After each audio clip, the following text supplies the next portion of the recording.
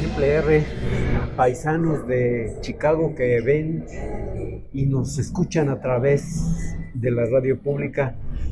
Me da mucho gusto saludarlos y más gusto me da que hoy me acompañe el profesor Ricardo de la Rosa Trejo, que pasó 3 años de pesadilla en el reclusorio de Cieneguillas y ahorita nos va a contar cómo fue que obtuvo su libertad y cómo estuvo toda esa historia. Profesor, me da mucho gusto. La última vez que nos vimos fue en Cieneguillas. Sí, pero usted no era huésped ahí. Yo sí. Me da mucho gusto que ya esté usted con su familia y que haya recobrado su libertad. ¿Cuál es su situación jurídica? Sí, mire, don Francisco, bueno, pues antes que nada, efectivamente recordar esa ocasión, que creo que hay que hacerlo, porque usted fue el único periodista valiente que se atrevió a ir ahí a ese agujero, ¿verdad? Y hacerme esa entrevista, efectivamente. Pues ya se imaginará, ando muy contento, muy feliz. Finalmente se demostró lo que estaba demostrado desde antes, pero que yo creo que ahí el sistema judicial pues tiene una serie de procedimientos que obstaculizan que se resuelvan casos que no tendrían por qué ir a mayores instancias. Me queda perfectamente claro eso. Entonces, en nuestro caso, yo apelé, bueno, me sentenciaron el 12 de febrero del año 2021. Inmediatamente interpuse recurso de apelación. Lo sentenciaron a 6 años. A 6 años. Con una multa de 100 millones. De 80 millones de pesos. ¿Que se duplicaba? ¿Por qué se duplicaba? Porque el delito de peculado establece que la multa se duplica. O sea, si usted tomó 100 pesos, la multa va a ser de 200. Entonces, como decían que yo había tomado 40, por eso la multa fue de 80, más una reparación del daño de otros 40 millones. En total eran 120 millones y fracción.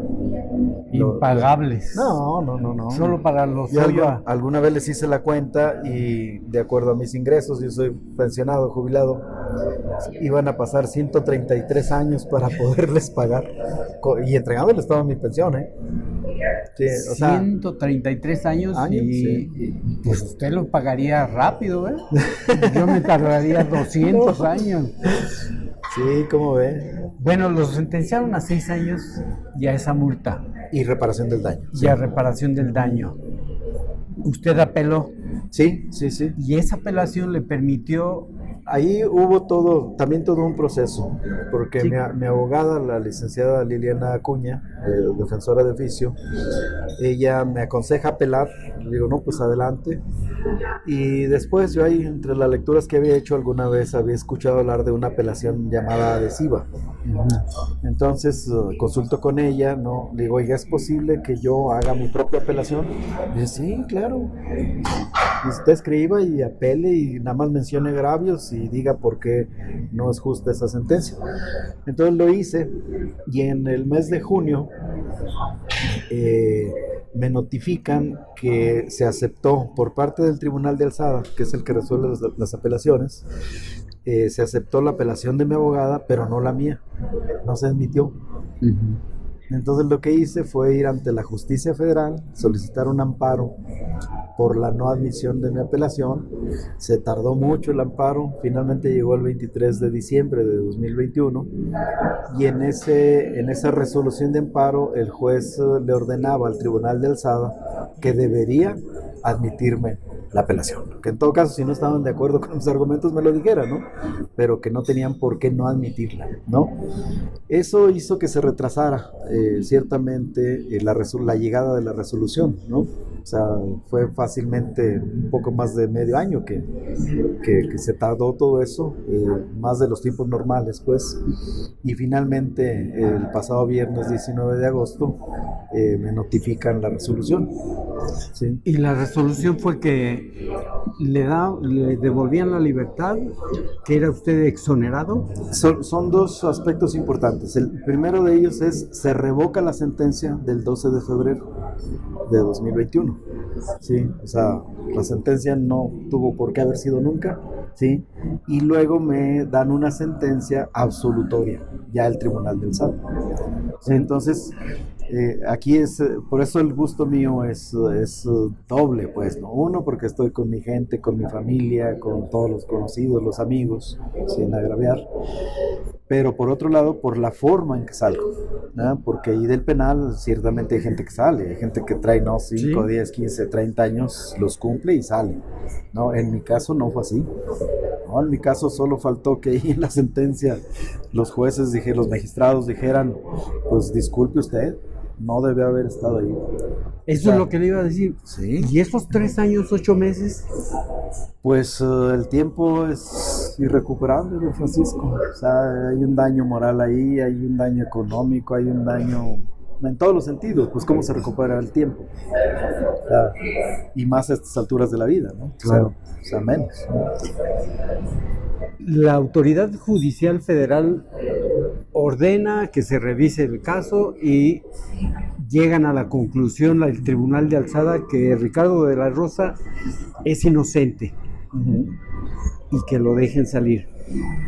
No hay posibilidades de que usted demande a quien lo demandó y que le quitó 3 años, 8 meses de libertad.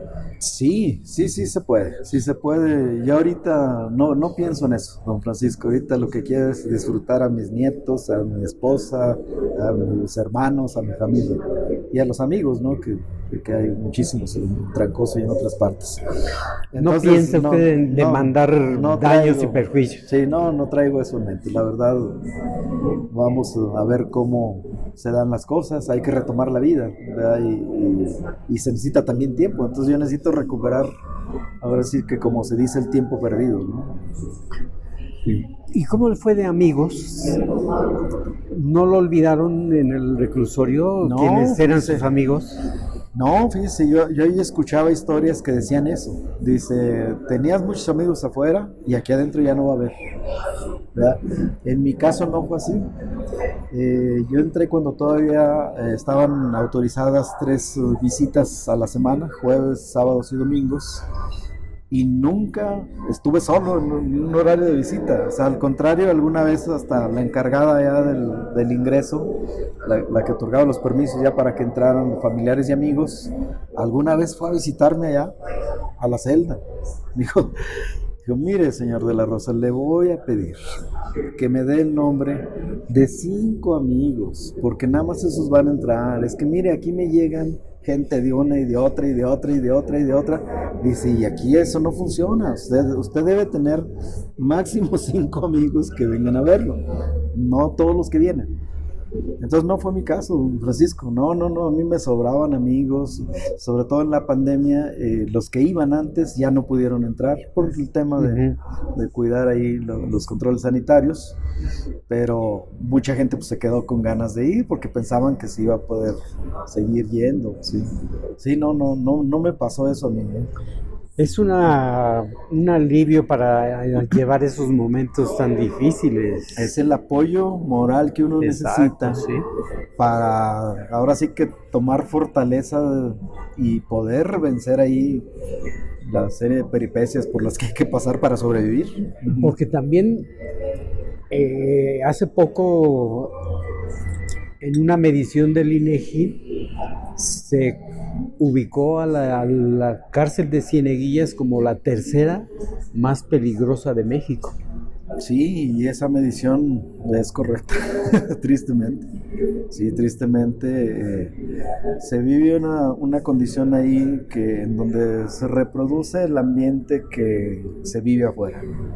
Entonces hay un enfrentamiento ahí encarnizado entre los grupos delictivos y quienes nos llamaban ahí los paisas, que somos gente sin adscripción delictiva, a esos cárteles, a esos grupos, somos los que más la padecemos, ¿sí? Porque entre ellos hay vendetas, hay venganzas, ¿sí?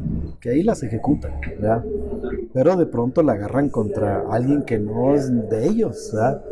Y entonces uno es carne de cañón, pues muy, muy satisfactoria para ellos, ¿sí? Fíjese, si Zacatecas tiene niveles de inseguridad muy altos, Fresnillo es el principal municipio peligroso del país, y con todo eso no se viven la peligrosidad de estar en la cárcel. Qué terrible. Terrible, terrible. Sí, yo sufrí ahí en carne propia. Primero hice muchos amigos ahí. Yo creo el 99% de toda la gente que conocí son personas, unas muy honestas, hay mucha gente humilde que no tiene para pagar abogados, que están presos por ser pobres. Hay mucha gente ignorante de las leyes, ¿verdad? Que también está ahí por esa ignorancia. Hay inocentes, gente que no debe estar ahí, como también los hay que no debieran salir, porque ellos mismos lo dicen, no, yo si salgo voy a hacer lo doble de lo que hice, ¿verdad? Entonces traen mucha perversión, mucha maldad en su alma, y esa es gente que no debiera salir. Y dentro ni con quién quejarse. Es muy complicado. Es muy complicado. La porque autoridad penitenciaria no ejerce ahí. No, yo visualizo ahí dos momentos. Cuando yo llego hay prácticamente un gobierno de facto de los cárteles ahí. Cuando yo llego así era, ¿verdad? Ha empezado poco a poco a medio cambiar la situación, pero todavía sigue habiendo eso, ¿no? O sea, gente que establece su ley, ahí la ley del cártel es la que priva. Sí. Qué difícil. Mejor dedicarse a la política, ¿no? Sí. No, pues entendida como yo entiendo la política, pues claro que sí, ¿no? O sea, la política es servicio. O sea, el que tiene vocación de servicio va a ser buen político, aunque no se lo proponga. Yo, por ejemplo, en mi caso, ¿no? ¿Va a regresar usted a la política? Déjelo, al PRD. Déjelo pienso, don Francisco, estoy en ese proceso. Mire, por ejemplo, yo nunca, yo fui presidente congregacional de Trancoso, 95-98, y luego presidente municipal de 2001 a 2004. El primer presidente municipal. Sí, históricamente. Y la tercera ocasión, también presidente municipal en 2013-2016. En todos esos procesos, nunca levanté el dedo para decir, yo quiero ser candidato. Jamás. ¿Sí? Iban conmigo y, oye, que apúntate, que mira, que te apoyamos, que le bajan a uno las perlas de la Virgen. Y en las tres ocasiones así se dieron las cosas, pues, o sea, yo competí porque la gente decía, hay que competir. Y porque en mi concepción, ya muy personal, yo me dedicaba a hacer gestión, ayudaba a la gente en lo que podía. Soy profesor. Entonces, de alguna manera, yo soy profesor todavía de la vieja guardia, ¿no? De aquellos profes que se convertían en líderes de la comunidad, más que nada por lo que sabían, no por otra cosa, ¿verdad? Por lo que sabían. Y entonces la gente, hasta luego, la gente lo busca a uno. Oiga, ayúdeme en esto. Oiga, mire, quiero hacer esto. ¿Cómo le puedo hacer? Y entonces no queda de otra más que ir apoyando. Yo eso siempre lo tuve como una divisa, ¿no? De que había que hacer algo solidariamente con el resto de los humanos, ¿no? Sobre todo con los más desvalidos. Entonces, cuando se presenta la oportunidad de participar en política, yo me preguntaba eso, a ver, pero bueno, pues si yo así sirvo, siendo profesor y ayudando a la gente, ¿para qué la política? Yo tenía una concepción sobre los políticos no muy diversa a la que tiene la mayoría de la gente, ¿verdad? De que son corruptos, de que son que abusan del poder. Eso era lo que yo pensaba, la verdad. Pero entonces la misma gente decía, a ver, pero si usas la lógica de tu pensamiento, podrás también entender que estando en un puesto público, en un cargo público, puedes ayudar más fácil a la gente. Y pues sí, Esa es una verdad también del tamaño del mundo, porque se multiplica la capacidad, pues, de poder auxiliar a la gente y poderla ayudar, ¿no? Entonces yo por eso entro a la política, ¿sí? Pero no porque yo anduviera buscando los cargos, ¿no? O sea, la verdad no. Pero fíjese, fue la política la que le hizo esta jugarreta en la vida. Entonces, yo me imagino que tiene usted que pensarlo mucho para volver a la política, porque sí permite ayudar a la gente, pero ya en las condiciones actuales también es muy riesgoso, estar en la política. Sí, Ya ve, acaban de detener a Murillo Karam. Sí. Sí. Hay una cuestión, o sea, por ejemplo, el no involucrarse. Pues imagínense de dónde vengo yo ahorita. O sea, vengo saliendo de donde están los líderes de esos grupos. O sea, pues ahí están. Sí. Entonces, el tener ahora sí que el tacto, porque hay que sobrevivir también ahí, o sea, ese es el punto, ¿verdad? Pero tener el tacto para no involucrarte, pues, ¿no? Sí, yo por ejemplo, ahí, mire, ahí hay oportunidades de corromperse y de, como dice acá la gente del pueblo, echarse a perder, ¿no? Sí, ahí el que no, por ejemplo, la droga, ¿no? Pues ahí hay mucha droga. Entonces nomás es cuestión de que a usted le guste y tenga dinero para comprar. Y hay gente que toma ese rumbo y ese camino. ¿Sí? A mí nunca me llamó la atención la droga. Ni ahí ni afuera. ¿Verdad? Eso me ayudó obviamente mucho. Ni lo presionaban para que comprara. No, me presionaban, hay que decir las cosas como son. Pero estaba a la disposición, pues. Pero dicen que cuesta mucho vivir ahí en la cárcel, ¿no? Para tener agua, para tener visitas, para tener la televisión, para tener... Sí, mire, yo tuve, ahora sí que fue fortuna de haber conocido varias áreas del penal. No todas las condiciones son las mismas en todas las áreas del penal. ¿Sí? Yo, por ejemplo, estuve en módulos, en dormitorios, en donde la gran mayoría era gente de un cártel. Y entonces los paisas éramos minoría, pero una minoría así muy mal vista, ¿verdad? Pero también estuve en módulos en donde la mayoría éramos paisas. Sí, la minoría era gente de los cárteles. Entonces dan condiciones muy distintas. Por ejemplo, donde domina un cártel, donde hace gobierno de facto, ¿verdad? Ellos cobran todo. ¿Quieres tener tele? Se te cobra. ¿Sí? ¿Quieres tener visitas? Se te cobra. ¿Quieres hacer llamadas? Se te cobra. O sea, por todo se cobra. ¿Ya? Pero donde yo estuve, por ejemplo, últimamente no. ¿Sí? Ahí nosotros... por ejemplo, para hacer una llamada, ¿cuánto cobran? Así, a peso el minuto. A peso el minuto. Los que la padecen mucho son los presos que son extranjeros. Las llamadas a Estados Unidos cuestan lo mismo, pero por ejemplo todos los centroamericanos, guatemaltecos, esos les cobran unas tarifas altísimas. Yo no sé por qué, pero les cobran unas tarifas muy altas. Y ellos le dan el teléfono. ¿Le prestan? Sí, hay casetas. Entonces se va a la caseta y dependiendo del tiempo que dure la llamada, sale y paga. Pero estos señores también traen sus celulares. Porque dicen que las extorsiones que en Zacatecas han crecido enormemente, que la mayoría de las llamadas de extorsión provienen de las cárceles. ¿Y cómo? Pues, deben traer sus celulares. Sí, mire, yo no sé cómo entra. Como no sé cómo entra la droga.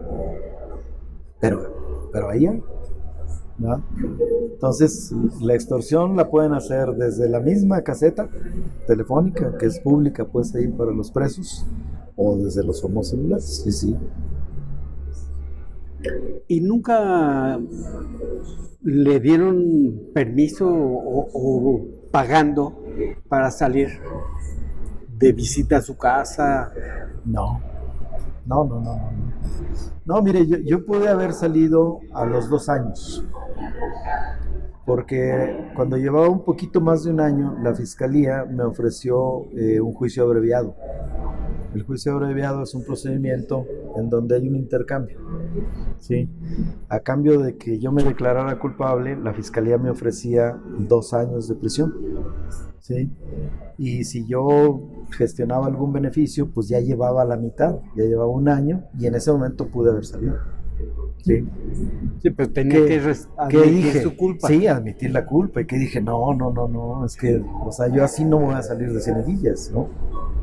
Porque era decir, señores, pues sí, estuve preso y todos esos millones que dicen que me robé, pues sí me los robé, ¿verdad? Tenía que admitirlo, ¿sí? Y rechacé esa oferta. Una oferta perversa. Ahorita en Cieneguillas prácticamente a todo mundo le ofrecen el famoso juicio abreviado, sí, porque sí se reduce la condena. Entonces hay gente que trae, por ejemplo, no sé, que le pueden dar 10 años en un juicio normal, y entonces acá le ofrecen 5, ¿sí? Y si es acreedor a beneficios, con 2.5 sale. Entonces dice, de aventarme probablemente 10, pues mejor paso 2.5, ¿sí?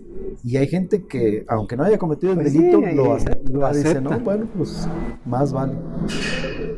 Sí, ya le digo. Nos decía el presidente del Poder Judicial, Arturo Nale, que 50% de la población en las cárceles de Zacatecas es inocente. Sí. No, y ahí conocí gente que, o sea, porque convive uno con ellos. Entonces, inmediatamente sabe uno con quién está hablando. Es muy evidente. Y había gente que decían, es que a mí me fabricaron el delito. Y tenían las pruebas y tenían todos los elementos para decir, mira, me fabricaron un delito. Estoy injustamente aquí. Sí.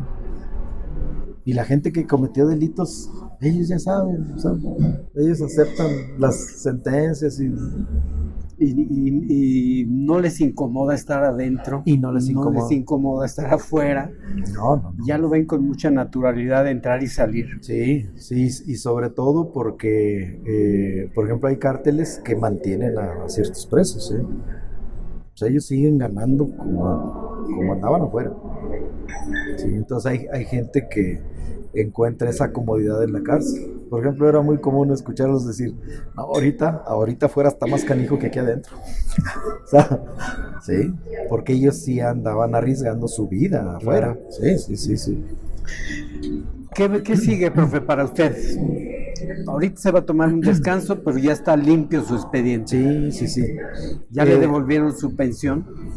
Sí, ya me la devolvieron, no por la vía que debería ser, ¿verdad? O sea, la unidad de inteligencia financiera a mí investigó las cuentas, me investigó propiedades y todo lo que pudo.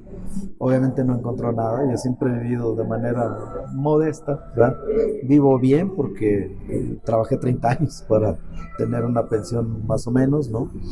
Pero en el caso... ¿Esa pensión del Seguro Social se la congelaron? Me congelaron la de IMSS y la de Istesac. Sí, las congelaron. Un día mi esposa fue con la tarjeta a cobrarla y ya no funcionó la tarjeta. Sí. ¿Y todo eso se le acumuló? No, ahí di la lucha. O sea, di la lucha. Pues esos 3 años ya se perdieron también en lo económico. No. Busqué otras formas de que me pagaran. Por ejemplo, en el caso de la pensión del IMSS, mi esposa, como es beneficiaria, a ella también podía recibirla. Entonces le dieron otra tarjeta. Sí, en el caso de Istesac, ahí ya no me pagaron vía tarjeta, sino que tuve que llevar a un amigo notario para darle un poder y que el pago saliera vía cheque, por ejemplo. Entonces, así resolví eso. Pero después de tiempo, pues, o sea, y con muchos problemas ahí económicos, ¿no? Porque no teníamos ingresos, ¿no? Pues además de convivir ahora más estrechamente con su esposa, con sus hijos, con sus nietos, ¿qué proyecto tiene? Mire, ahorita... Si dice que regresar a la política, lo va a pensar. Sí. Porque su partido necesita gente como usted, ¿eh? Es muy complicado eso de que dice uno, pues no regreso a la política. Le pongo el ejemplo del día de mañana. Mi amigo Miguel Torres diputado federal, me está invitando a su cumpleaños. Entonces, ¿usted cree que no voy a rozarme ahí con gente que anda en la política, que anda en la grilla? Y Pues sí, y además de que vienen machuchones, como dice López Obrador, vienen machuchones de la política sí. a acompañar al profe Sí, Torres. pero yo ahí lo hago por una amistad que hay con él, ¿verdad? Que no es, esa amistad es hasta de antes de la política, ¿verdad? Pero es un amigo, pues, y me invita a su cumpleaños y pues yo no soy maleducado y voy a ir, por supuesto, ¿no? Ya le digo. Y ahorita por lo pronto, ahí en la cárcel hicimos toda una labor, don Francisco. No me la pasé en tiempo muerto, pues. No escribió Fíjese que algunas memorias. tengo ahí me llamó mucho la atención cuando yo llego a Cieneguillas, el proceso de adaptarme a Cieneguillas. No fue sencillo para mí. Y de manera anecdótica, a mí me llamaba mucho la atención el lenguaje que yo escuchaba a mis alrededores, porque entendía el 80% de lo que decían frente a mí, que si platicaban otros presos ahí, pero el 15, el 20% no lo entendía. Entonces ahí se habla otro lenguaje, un lenguaje carcelario muy especial, muy particular. Y entonces me dediqué a estudiar eso, ¿verdad? Y a ir tomando notas. Como idioma. Sí, es un argot muy especial, que cualquiera que vive ahí sabe de qué se está hablando y todo, y lo entienden perfectamente. Pero alguien nuevo que llega... ¿Cómo qué palabras? Discúlpenme, ¿no? Como, Por ejemplo, a ver, para una usted, frase. Para usted, ¿qué es? Si yo le pregunto a usted, don Francisco, ¿qué entiende usted por la palabra clavo? ¿A usted Clavo. ¿Qué es para usted un clavo? Pues un pedazo de metal para... Ándale, sí, con punta y una cabeza que sirve para fijar algo. Exactamente, usted sí fue a la escuela y usted entiende lo que es un clavo, ¿no? Sí, pues no, en la cárcel bueno, también significa eso, ¿verdad? Por supuesto, pero tiene un significado alterno, que es el que se maneja ahí y el que uno debe entender. Entonces un clavo es el escondite, un escondite donde está un teléfono celular, donde está la droga, donde está el dinero de los presos, donde usted esconde algo que usted valore mucho. Pueden ser 1000 cosas, pero eso es un clavo. Entonces usted está muy equivocado. ¿Sí? Entonces le exigen tu clavo, ¿no? Tu escondite. No. O sea, ahí todos debemos tener un clavo. O sea, si alguien no tiene clavo es uno, porque no tiene nada que esconder. Pero, por ejemplo, yo en mi caso, yo tenía que ir guardando las notas que tomaba, lo que iba escribiendo, ¿sí? Entonces eso no podía quedar expuesto a dejarlo yo, por ejemplo, ahí, porque llegaban las revisiones y las revisiones se llevaban todo. O te destruían, Sí. Entonces, imagínese, yo llevaba ya un buen número de páginas de ese famoso libro y hubiera sido una pérdida terrible para mí, ¿no? Porque es mucho tiempo el que yo me la pasé escribiendo. ¿Y dónde estaba su clavo? No, pues esa es parte de la cuestión. O sea, no se puede explicar eso. O sea, por ejemplo, fíjese, es que... Porque no se puede meter debajo de la cama. Déjenle el explico. colchón. Mire, ¿cómo le explicaré? Pues es una cuestión de lealtad, ¿sí? Yo, por ejemplo, no puedo decir... No hay lockers. No hay lockers, no hay lockers. Pero yo ahorita, moralmente, no le puedo decir a usted dónde están los clavos ahí que yo conozco. Conozco pero muchos. el de usted, ¿dónde estaba? Pues tampoco. No, déjale explico por qué. Porque es parte de la función de los vigilantes y de todo ir descubriendo los clavos. Entonces un clavo que por azares del destino te lo encuentran, ya se quemó. Porque ese siempre lo van a llegar buscando. En otras celdas, en otras partes, siempre lo van a andar buscando. Y entonces yo no me atrevería a decir dónde están los clavos. Pero eso sí le digo, O sea, hay clavos en donde usted no imagina que están No ahí. necesariamente en su celda. No, tienen que estar, no necesariamente en la celda, hay unos que están fuera, pero la mayoría adentro de la celda. ¿Sí? En el jardín, en algún área. Sí, así es. Ya le digo entonces, pues lenguaje carcelario. Entonces tengo ahí al menos 100 historias en donde describo la palabra, el significado, ahora sí que de la Real Academia de la Lengua Española, ¿no? Lo que le preguntaba a usted hace rato, y por otra parte el significado que se le da en ese argot muy especial que se maneja ahí. Y luego una historia de un preso en donde se aplica esa palabra para que se entienda, pues, porque si no, pues no se entiende. Y debe haber historias de vida por montones. No. Muy dramáticas unas. No, y unas terribles. O sea, por ejemplo, a mí me tocaron los 2 motines, no participar en ellos porque estaba en un módulo de paisas y los paisas no, de esa parte no nos metimos en esos dos movimientos que hubo. Me tocó también vivir de cerca, pero no directamente, por ejemplo, la matazón aquella que hicieron, en donde el cártel Jalisco Nueva Generación llega y asesina a la cúpula del cártel del Golfo para tomar el control. Lo hicieron en 10 minutos, San Francisco. En 10 minutos cambió la historia del penal de Cineño. Sí, entonces no estaba yo cerca, pero... Con armas de fuego. Sí, llegaron. Y eso es lo que no se entiende, cómo entran, ¿verdad? O las armas. Ese grupo que entró a hacerlo vivía al otro lado de la cancha de fútbol. Ahorita si usted va al penal de Cieneguilla, todavía están ahí en la mitad del campo. Hay dos reparaciones. Sí, más o menos de este tamaño, las dos, una al lado de la otra, sí, por ahí, o sea, hicieron 2 boquetes en la pared de esa barda, ¿verdad? Se metieron y fueron a las conyugales, unas celdas conyugales que eran donde estaban los líderes del Golfo, ¿verdad? Ahí los matan, pero no conformes con eso, los degüellan. Y ya, cambió la correlación de fuerzas, ¿eh? Así se dio ahí. O sea, y imagínese. Empezó el mando del Jalisco Nueva Generación. Sí, así es. Pues ya ni le pregunto actualmente quién tiene el poderío, porque son temas que mejor ni soslayarlos, profe, porque son tan especiales esas personas que todo les molesta. Claro.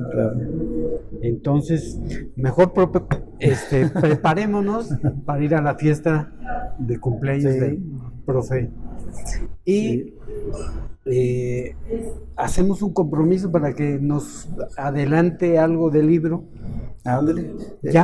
Ya está, ya tiene mucho material. ¿Va a escribir un libro? Sí, tengo mucho material manuscrito, porque obviamente pues no se podía de otra manera, entonces lo tengo manuscrito y en estos días me voy a dedicar a eso, o sea, capturarlo, ¿verdad? Para ver ahí una opción de publicación. Pues le conviene, profe, porque si López Obrador, que dice que su libro a la mitad del camino le dejó 3 millones de pesos de utilidad o de regalía, y el libro ya lo vi y es bastante aburrido. Entonces usted... No, este no es aburrido, nada aburrido para nada, ¿eh? Entonces prepárese a tener regalías suficientes para no volver a la política. No, dice, no lo pienso en ese sentido, pues, economicista, pues, no. No, pero por el tiempo, porque hay que estarse todo el día sentado. No, claro, sí, claro, eso sí. Sí, no, primero, pues no soy un artista, no soy un literato, ¿no? No, yo lo hago, ahora sí que por constatar lo que vi, lo que oí, lo que viví, ese es el punto. Vamos haciendo el primer libro de Triple R. Ándale. Sí. Pues le agradezco mucho su disposición para platicar con nosotros. Me da mucho gusto que está usted ya en su casa, con su familia y limpio. Sí, así limpio de todo lo que le imputaban. Sí, así es.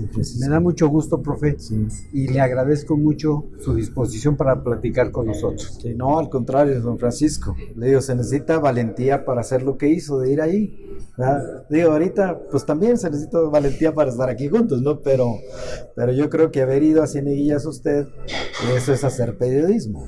Periodismo en serio, pues, no de que me platicaron, ni de que, no. Usted fue a escuchar mi versión, que en ese entonces pues era una versión que pocos creyeron, pocos les dieron crédito, ¿verdad?